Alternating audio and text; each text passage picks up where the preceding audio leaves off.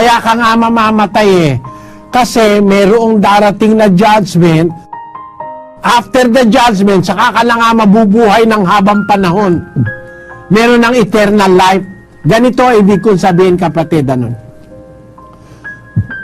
Ang tao ngayon, nagkakasala. And because of sin, nakapasok sa tao ang iba-ibang mga sakit, iba-ibang problema, mga depekto sa buhay. Kung ikaw, kapatid, ay bulag, gugustuhin mo kayang mabuhay ng 1,000 taon na bulag? O kaya kung may rayuma ka, baka ikaw kung may rayuma, baka sambuan lang ayaw mo nang mabuhay pagka masakit na rayuma mo eh. Dahil masakit talaga yung rayuma. Sino naman kaya may gustong mabuhay 1,000 taon may rayuma? No? Ang ibig ko sabihin ganito, kaya pumasok ang kamatayan sa tao, nagkaroon kasi ng depekto ang kanyang pagkatao. Sabi ng Diyos kay Adan, huwag kang kakain ng bunga na yun na binabawal ko sa'yo. Pag kumain ka, mamamatay ka, sabi ng Diyos.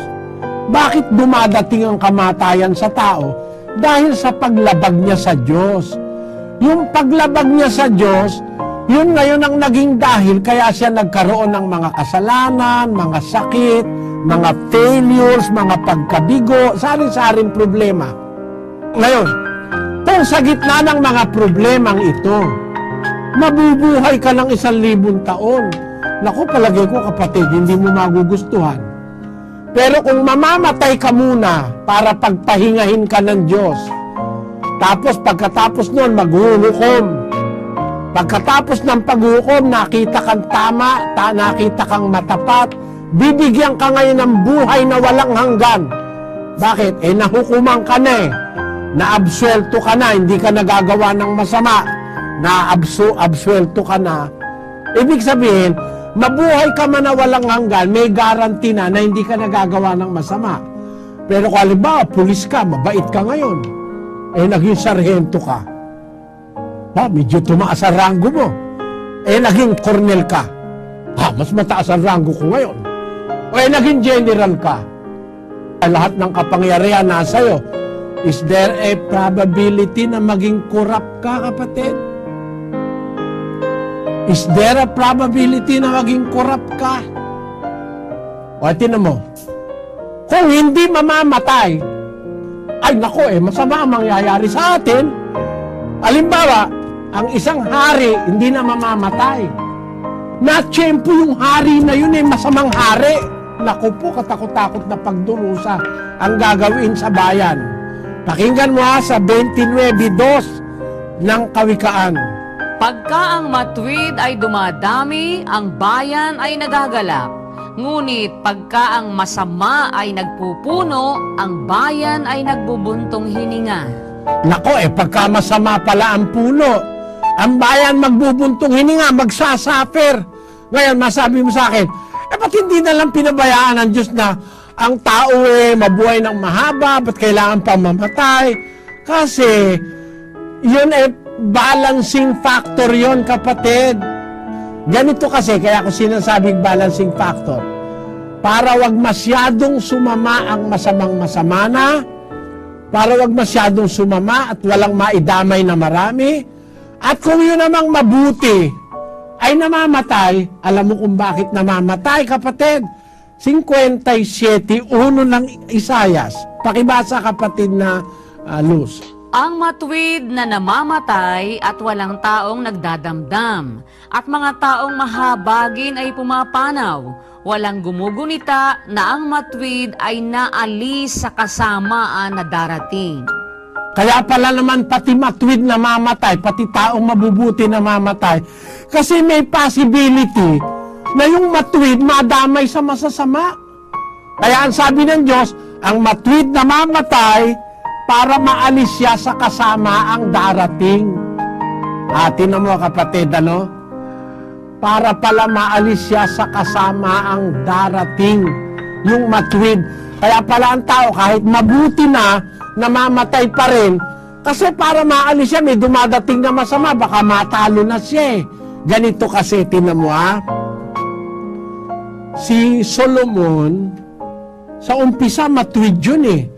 Kaya nga binigyan ng Diyos ng karunungan yon, ng kayamanan. Matuwid kasi si Solomon. Alam mo nangyari nung tumanda na siya, kapatid. Pakinggan mo.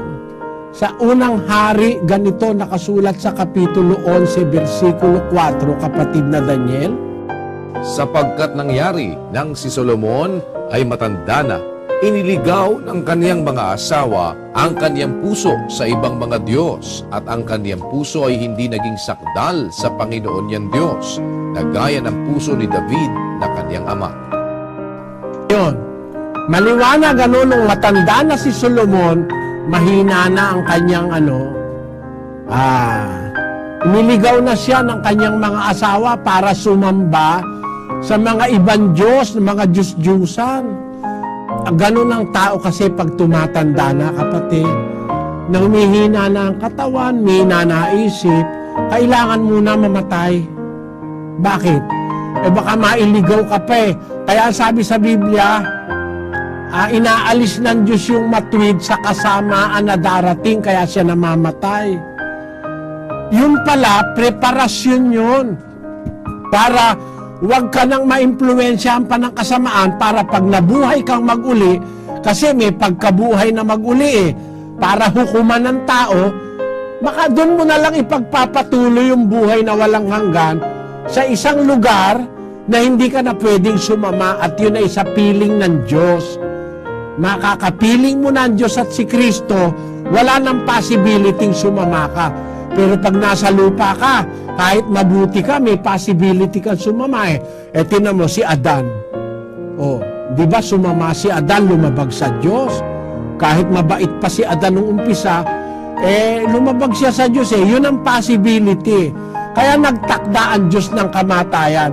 Isang dahil, para yung mabuti, mamatay na lang na mabuti. Para magbuhay siyang walang hanggan.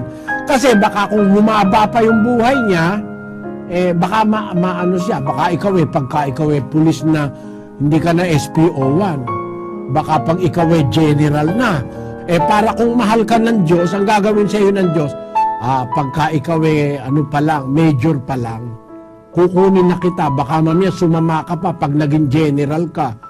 Ang tao kasi nakokorap.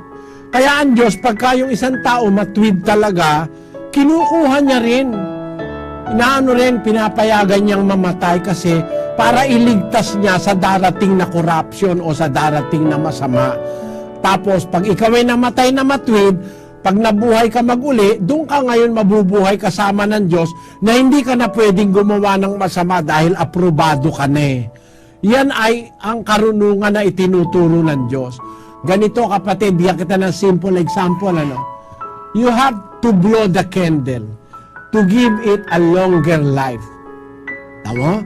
Kaya pag pinapatay mo yung kandila, pinahahaba mo ang buhay ng kandila.